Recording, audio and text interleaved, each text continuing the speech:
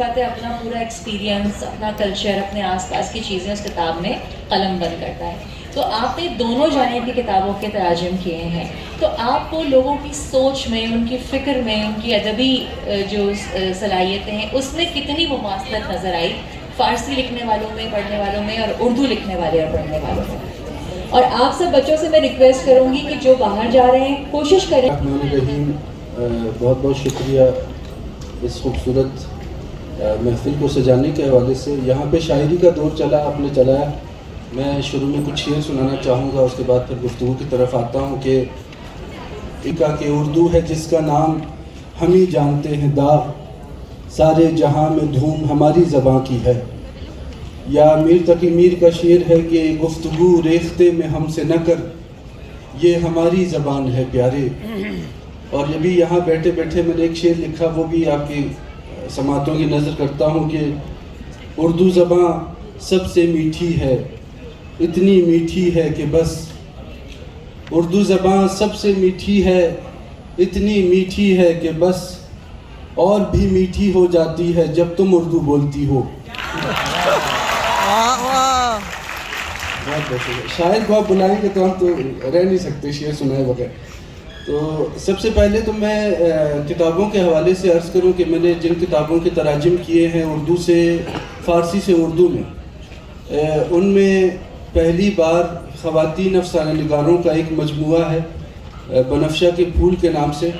اور اس پہ حمید شاہد صاحب نے جب لکھا تو انہوں نے لکھا کہ یہ جو کہانیاں اس کتاب میں بیان ہوئی ہیں، ان کو پڑھتے ہوئے مجھے لگا کہ یہ ہمارے سماج کی کہانیاں ہیں. اس سے ہماری جو ثقافتی قرابت ہے، ثقافتی نزدیکی ہے، اس کا اندازہ ہوتا ہے کہ ہم لوگ ثقافتی اعتبار سے اور کلچرل اعتبار سے کس قدر ایک دوسرے کے ساتھ مماثلت اور مشابہت رکھتے ہیں. کہ جو مسائل یہاں کی خواتین کو پاکستان میں ہے، وہی مسائل یا وہی حالات وہاں کی خواتین کے حوالے سے بتانا چاہوں گا.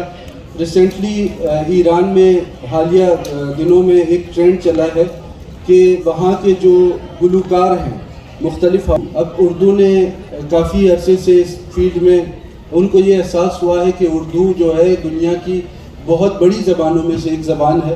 چونکہ اس وقت اردو بولنے والے دنیا میں ان کی تعداد 1.5 ارب سے بھی شاید زیادہ ہے جو اردو سمجھتے اور بولتے ہیں. 10ویں نمبر پر ہے اردو زبان بولی اور سمجھی جاتی ہے پوری دنیا میں. جی ہاں. تو اب اس میں یہ ہے کہ وہ لوگ پھر مجھ سے مثلا مجھے دھن بھیجتے ہیں، میں اس پہ شاعری لکھتا ہوں اور میں ان کی شاعری اب ظاہر ہے اور ان کو اردو میں کلام پڑھنا ہوتا ہے میرا. تو ان کو صرف میں 2 چیزوں کے حوالے سے بتاتا ہوں، باقی وہ پوری شاعری میری پڑھ لیتے ہیں. ایک تو نون غنہ کے حوالے سے، چونکہ فارسی میں نون غنہ کا تصور نہیں ہے، وہ اس کو نون کی طرح ادا کرتے ہیں. جیسے ہم کہتے ہیں تو وہ کہتے ہیں ہین، تو اس کو مجھے صرف ان کو بتانا ہوتا ہے کہ اس میں فرق کیا ہے. اور دوسرا وہ ہے دو چشم جسے کہتے ہیں، جیسے پھول تو اس کو پہول پڑھتے ہیں. وہ میں کہتا ہوں جہاں پہ وہ والی ہے جب ہم لکھتے ہیں جس کے نیچے ایک کوما سے لگاتے ہیں، وہ اس کو آپ کھینچ کے پڑھیں. جیسے ہم پہاڑ کہیں گے تو جیسے پھول ہے تو اس کو آپ پہول نہیں کہہ سکتے. صرف 2 چیزیں میں ان کو بتاتا ہوں، باقی وہ بالکل اردو کو ویسے ہی پڑھتے ہیں جیسے ہم لوگ خود یہاں پاکستان میں رہ کے پڑھتے ہیں. تو اس سے بھی ہماری زبانیں کس قدر ایک دوسرے سے نزدیک ہیں اس سے اندازہ ہوتا ہے. تو اور بھی بہت ساری اس طرح کی مماثلتیں ہیں. ایک اور مسئلہ، ایک اور خوبی جو ہمارے یہاں ہے، مثلا فرض کرے کوئی بندہ چائنا سے آتا ہے، جاپان سے آتا ہے، دوسرے ممالک سے یا افریقی ممالک سے آتا ہے، ان کو فارسی سیکھنے میں بہت زیادہ وقت لگتا ہے. جو پاکستان سے بندہ جاتا ہے وہ بہت جلدی فارسی سیکھ جاتا ہے اور بہت اچھی فارسی بولنے لگتا ہے.